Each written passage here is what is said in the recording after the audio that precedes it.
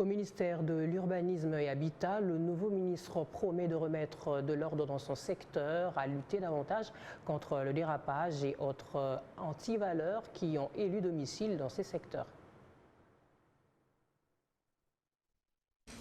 C'est fait, Crispin Mbadou a pris officiellement les commandes de son nouveau ministère, l'Urbanisme et Habitat. Après la passation des documents avec Pius Mwabilou, le ministre sortant, puis son installation effective, le ministre entrant s'est montré clair quant à ses responsabilités. Il sait bien ce qu'il attend. Il n'a pas échappé à la question sur le patrimoine privé de l'État.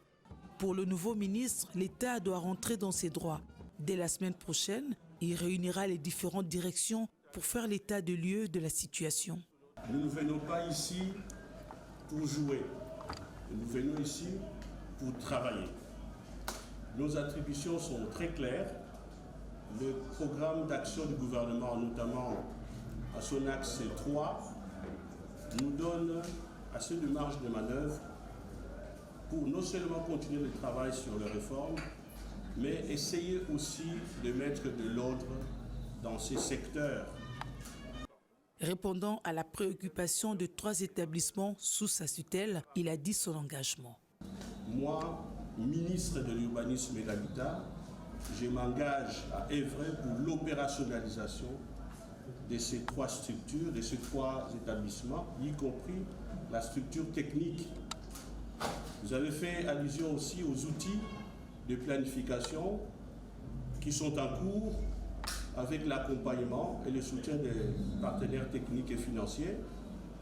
Je m'engage également à continuer dans ce sens parce qu'il n'y a aucun pays au monde qui peut se développer sans respect des normes. J'ai regardé le dossier concernant le code de l'urbanisme.